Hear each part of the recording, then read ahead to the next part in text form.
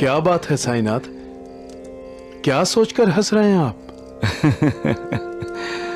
महालसापति, धोखेबाजी देखकर हंस रहा हूं। मैंने अभी अभी इंसान का ईमान डगमगाते हुए देखा है महालसापति। जब जब इंसान का ईमान डगमगाता है तो मुझे हंसी आती है। मालिक ने इंसान को बुद्धि तो दी, लेकिन उसका मन ऐसा चंचल बना दिया कि कदम कदम पर उसका ईमान डगमगा जाए। ईमान के डगमगाने का कारण क्या है साईनाथ? विकार। इंसान जब विकारों के अधीन होता है तो पग पग पर उसका ईमान डोल जाता है। मोह से ग्रस्त होने पर इंसान हमेशा बेईमान हो जाता है। काम, सत्ता, संपत्ति के लालच में पड़ा इंसान कभी ईमानदार नहीं होता। जब पैसे के लिए इंसान धोखेबाजी और विश्वासघात करता है तो मुझे दुख होता है। वो ये क्यों भूल जाता है कि सत्ता, संपत्ति, स्त्री सब क्षण मात्र हैं, आज हैं, कल नहीं। उसे ईश्वर का कृपा पात्र बनना चाहिए, जो वो नहीं बनता। बड़े दुर्भाग्य की बात है कि वो पैसे को कभी नहीं भूलता, मालिक को भूल जाता है। सबका मालिक एक। बच्चे सचमुच निष्पाप और सच्चे होते हैं।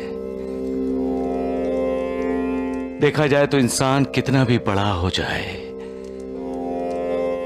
अपनी मां के लिए वो बच्चा ही रहता है।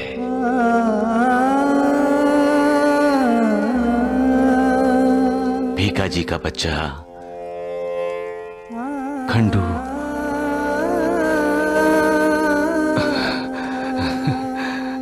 कितना सच बोल गया।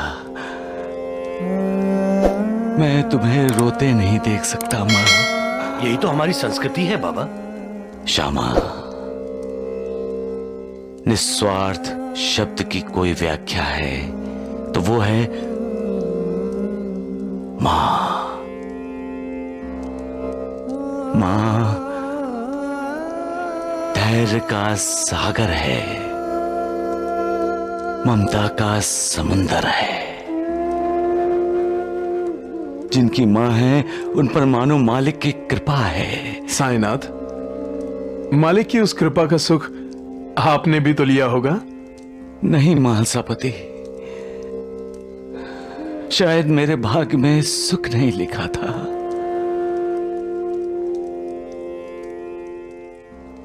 मोह जिस रूप में भी हो, बंधन होता है। और जिन्हें भगवान इस दुनिया में किसी कार्य हेतु भेजता है, उन्हें मोह त्यागना पड़ता है। त्यागी बनना पड़ता है।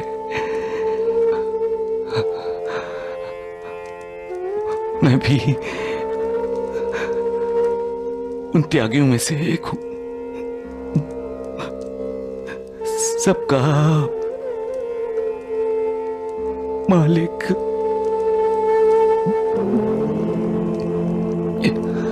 एक इंसान की जिंदगी क्या है? जन्म और मृत्यु के बीच का फासला, यही इंसान की यात्रा है। इस यात्रा में उसकी मुलाकात बहुत से ऐसे शत्रुओं से होती है जो उसकी यात्रा को सफल होने देना नहीं चाहते।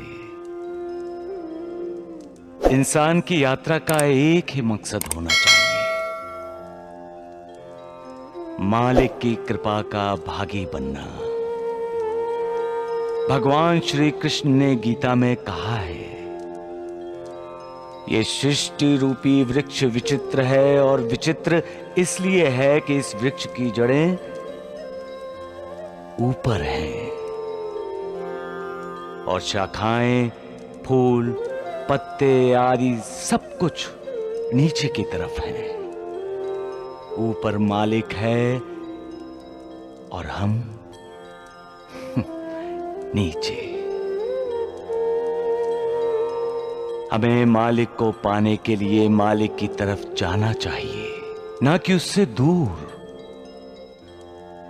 हमें फासले मिटाने हैं, बढ़ाने नहीं हैं। जब इंसान के बीच फासले मिट जाएंगे तब मालिक खुश होगा। आसक्ति फासले बढ़ाती है, भक्ति फासले मिटाती है।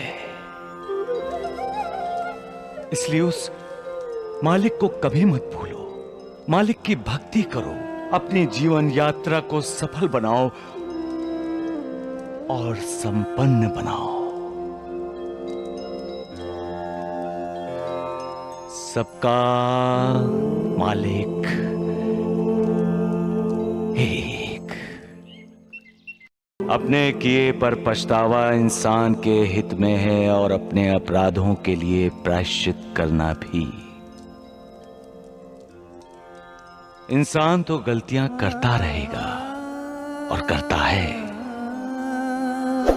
लेकिन उन गलतियों का एहसास होना और मौके का इंतजार ना करते हुए उन गलतियों को सुधारना, ये अपने आप में एक बड़ी बात है। और माफी मांगना अपने किए हुए कर्म पर हुआ पछतावा है। सबका मालिक एक। भगवान ने इंसान को बुद्धि तो दी है, लेकिन उसका मन ऐसा चंचल बनाया है कि वो जल्दी अपनी राह से भटक जाता है।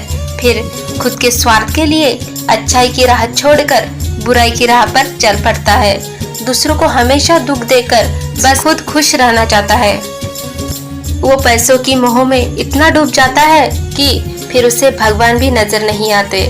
इस दुनिया में बच्चे ही निष्पाप और सच्चे मन के होते हैं।